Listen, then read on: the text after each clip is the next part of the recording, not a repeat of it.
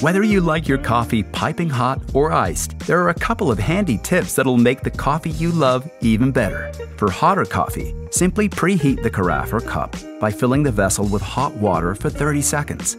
This will help to maintain the coffee's optimal temperature, and it keeps your coffee hotter for longer. Once time is up, discard the water and brew your coffee. Now, for those who enjoy an iced coffee, you'll want the coffee brewed strong.